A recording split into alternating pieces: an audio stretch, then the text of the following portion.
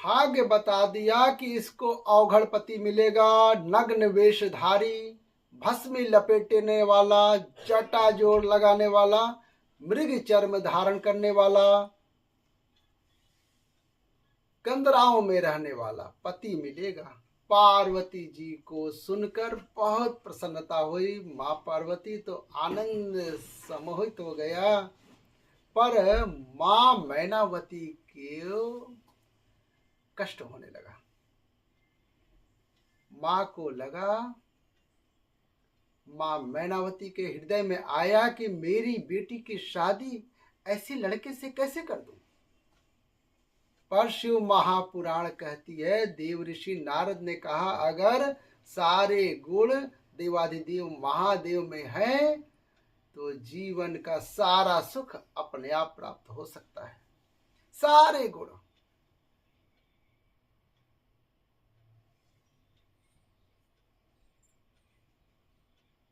भगवान शिव में सारे गुण हैं जो प्राप्त हो सकते हैं।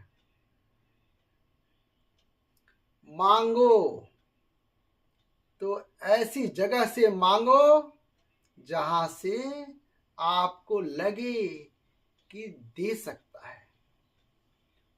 मांगना ऐसी जगह से जहां से लगे कि ये दे सकता है। एक कथा आती है शिव महापुराण की, बहुत सुंदर।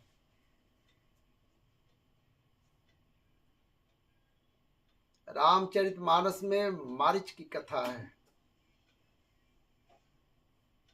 बोलिए, सुनी है कि नहीं सुनी है? अरे बोलिए तो, मारीच की कथा सुनी है? जम के तो बोलो। ठीक है, सुनी है तो मारीच के पिताजी का क्या नाम था?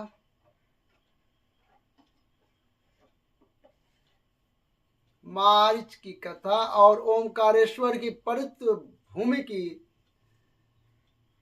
और ये मारीच की कथा ओमकारेश्वर बाबा की ही कथा है। जो मारीच की कथा है जो चालू हो रही है, ये ओमकारेश्वर महादेव की कथा है। आपको यह स्मरण आना चाहिए कि मारीच के पिता सुंडा, मारीच के पिता का नाम क्या था? सुंडा। और मारीच की जो मां थी उसका नाम था तताका।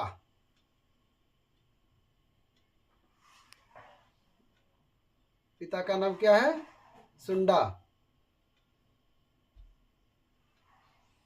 और मां का नाम क्या है? तताका। मां का नाम तताका और सुंडा, ये एक यक्ष हैं।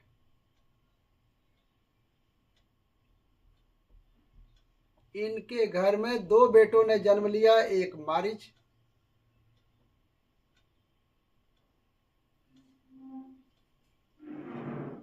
एक बेटा उनका मारीच था। और दोनों बेटों ने जन्म लिया, एक सुबाहु ने जन्म लिया, एक मारीच ने। दो बेटे थे, दोनों बेटों ने जन्म लिया। समय आया,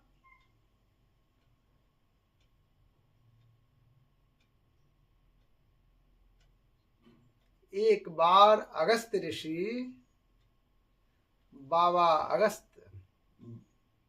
शंकर भगवान के पार्थिव लिंग का निर्माण करके उसका पूजन अर्चना कर रहे थे। पार्थिव शिवलिंग,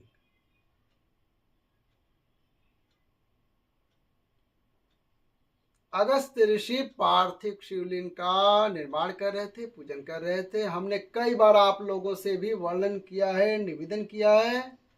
हफ्ते में, महीने में, 2 महीने में, 4 महीने में, 6 महीने में, 8 महीने में एक बार अगर घर के अंदर पार्थिव शिवलिंग नहीं बना सकते तो प्रयास करा करो किसी पेड़ के नीचे बैठकर, तुम्हारे घर में जो कुंडा हो, पौधा हो, उसके कुंडे में एक पार्थिव शिवलिंग का निर्माण करके उनका पूजन करके वहीं पर उनका विसर्जन कर दिया करो।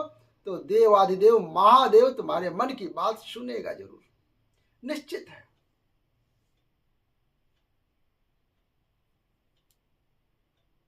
पार्थिव शिवलिंग का पूजन।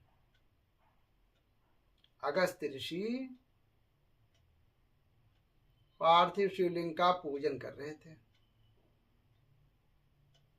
और पार्थिव शिवलिंग का पूजन करते करते अगस्त ऋषि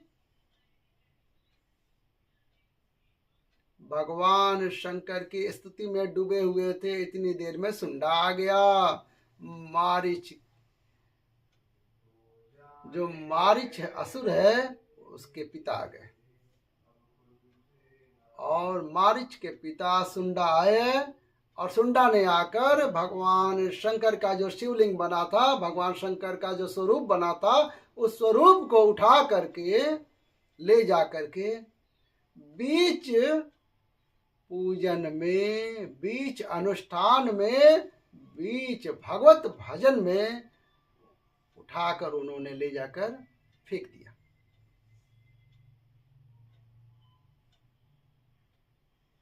अगस्त बाबा के सम्मुख में ये बात हुई तो बाबा को बड़ा क्रोध आया, और अगस्त ऋषि ने हाथ में जल लेकर सुंडा के ऊपर छोड़ा, और छोड़ते ही श्राप दे दिया, सुंडा मैं तुझे अभी श्राप देता हूं कि तेरे प्राण चले जाएं।